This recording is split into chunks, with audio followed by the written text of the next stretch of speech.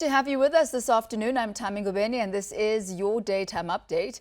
Now, around 18 million people are eligible to vote in Uganda's elections, which are scheduled to take place tomorrow. Longtime President Yoweri Museveni and opposition candidates, including singer-turned-politician Bobi Wine, will go head-to-head in the tightly anticipated polls. For more on this, I'm joined by Stephanie Wolters, and Stephanie is a senior research fellow at the South African Institute of International Affairs. A very good afternoon to you, Stephanie. Good to have you with us today. Perhaps let's look at Bobi Wine. He is one of 10 candidates who are vying for the Ugandan presidency. What chance does he have of actually walking away with the #1 seat? I think the chances are rather slim. I think one of the big problems we have with Uganda, and that's why this election is being so closely watched, is that it isn't an even playing field. It hasn't been an even playing field in the campaign, which is, of course, the crucial period during which candidates are able to reach out to their constituencies and to spread the information with regards to their platform. So Bobi Wine has been the subject of harassment and intimidation. He's been arrested on a number of occasions, and by no means has he been allowed to go about his campaign in an unfettered manner. And this has been the case for other candidates as well. So the real problem with the Ugandan elections is the context in which it's happening, the lack of independence of the Electoral Commission, and the absence of of allowing both domestic and international observers to be there both in the lead up to the election and on election day itself. Museveni's been in power since 1986. Over the past decades, what is it that has prevented a change of leadership in Uganda? Well, fundamentally, it's been state suppression of opposition in Uganda. I mean, there was certainly a period in the early, I would say the first decade at least, of Museveni's being in office, where he was supported by Ugandans for a number of different reasons, for putting an end to instability, for restoring some level of democracy, for combating the Lord's Resistance Army in northeastern Uganda. And there were some real tangible improvements that he was able to make also to economic growth and opening up Uganda to international and regional economic growth. So there were real achievements in those early years. But since then, and there are still people, of course, today who support Museveni and his party. But since then, I would say since the mid to late 90s, the party has become increasingly repressive. Museveni has done things like remove term limits, which would have prevented him from remaining in office. As recently as 2017, he removed the constitutional age limit on the highest age for a presidential candidate, which was then 75, in order to allow himself to run for this election. And he's used the state security apparatus to oppress this opposition. Former opposition leader Kizza Besigye, who is not running in this election, but whose party has fielded a candidate, he was frequently the target of harassment by the state and by government, being thrown in prison, trumped up legal charges thrown against him. So it's really been Museveni instrumentalizing the state to keep his critics and his opposition quiet. Reuters has said that they've seen a letter that was written by Uganda's communications regulator, and that this letter was allegedly sent to various internet service providers, telling them that all social media access should be cut. And this is just 2 days before the elections. Talk to us about this.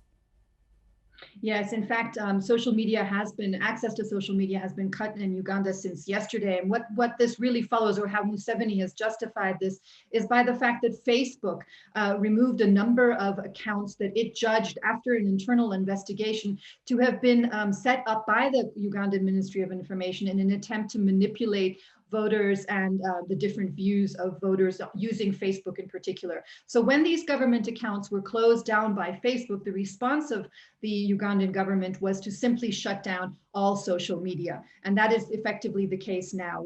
There's no Twitter, there's no there's no Facebook, there's no social media in Uganda at the moment, which is of course a major issue the day before an election, especially given the dominance of pro-state media that we see in Uganda.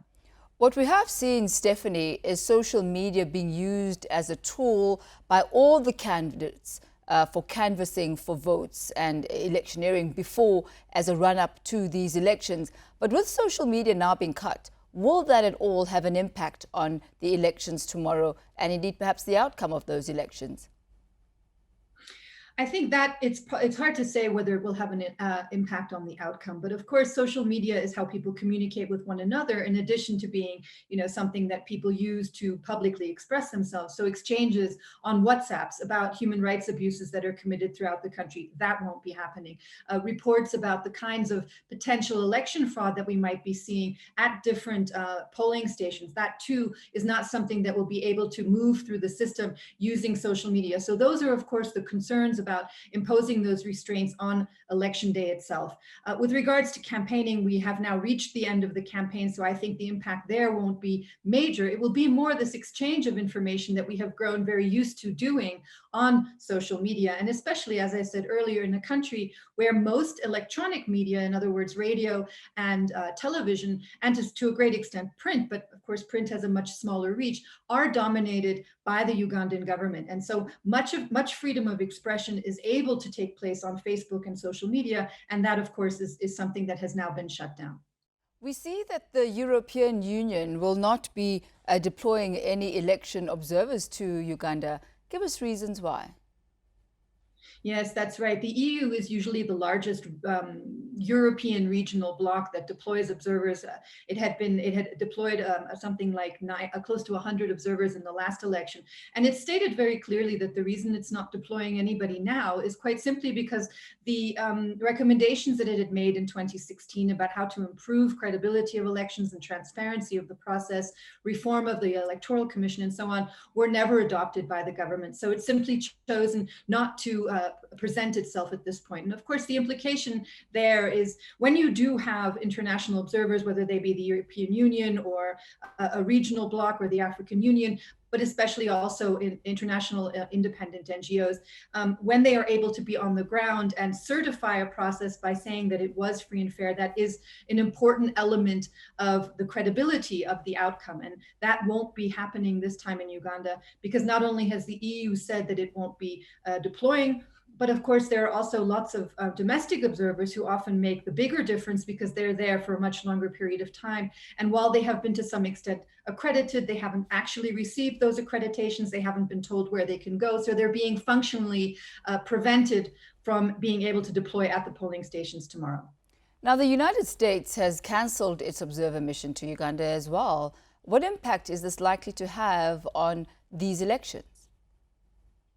Again, I think it's a question of credibility. It's the more observers you let in, it's a sign that you have nothing to hide, that you're open to outside views and outside eyes, and that you're not attempting to manipulate the outcome of the election. Now, the United States is a particularly important ally of Uganda's and of President Yoweri Museveni's. That relationship has taken some knocks over the last few years, certainly at its height when Bill Clinton referred to Museveni as a new Renaissance leader in Africa. Things have moved on, but the United States is still a very close ally of Museveni's, and he can usually count on them to support him. Now, the fact that they have said that they will not be deploying their observers is a problem. It's a sign that there is more criticism coming from this erstwhile ally. And again, it's one less external independent observer who's on the ground and who's able to watch the process. Moving forward, and given the withdrawal of the US and the EU not supporting these elections, how is this likely to bode on relationships between the West and Uganda, with Uganda having really been considered a Western ally, seen as a potential oil producer and very much of a stabilizing force in that part of the region? You're right that for a long time, Uganda has been considered a stabilizing force, especially as a result of its contribution to the UN the AU peacekeeping mission in Somalia, where it has a large and very important contingent. This has always been a big factor. And also, of course, Uganda's role in hosting many South Sudanese refugees and in acting as a means to logistically reach South Sudan over the years. Uganda's played a slightly, in fact, a largely destabilizing role in other neighboring countries like the DRC, and it has a poor relationship with countries like Rwanda. But for Western countries, in large part because it is considered to be a stable regime and a bulwark against the spread of terrorism in Eastern Africa, Museveni has been able to, I would say, get away with a lot more on a domestic front than many other countries. I'm not sure that this election will be the turning point. I think that there will still be, if there will be inconsistencies, there will be concerns, I think, about the veracity of the outcome.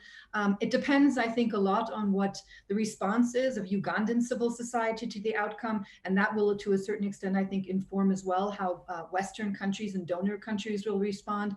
I don't, at the moment, foresee, any kinds of real severe measures like sanctions, but we'll have to see how tomorrow goes. Certainly, the period leading up to the elections has been violent. We saw, for example, after the arrest of Bobi Wine, 54 people being killed allegedly by the state security services. Now that is an unprecedented massacre. So eyes are closely on how things do evolve over the next few days. Before I let you go, Stephanie, are we likely to see Museveni retaining his presidency? I do think so. I think I would be extremely surprised if Museveni accepted a defeat at the polls. I don't think that's how he has set up this competition. Again, when you look at the repression of political opponents, Bobi Wine, of course, being the most prominent and well-known of those, about the closing of social media in the last few days. This is not a party or a candidate who is willing to accept that this is an open, free, and fair competition. And so I don't expect that Museveni will accept a defeat at the polls. I think he will be a president and will have a sixth mandate. We shall wait and see. Just one more sleep, and Thursday, Ugandan elections will be taking place. Thank you so much for your insight and your input this afternoon. That's Stephanie Wolters, their senior researcher, fellow at the South African Institute of International Affairs.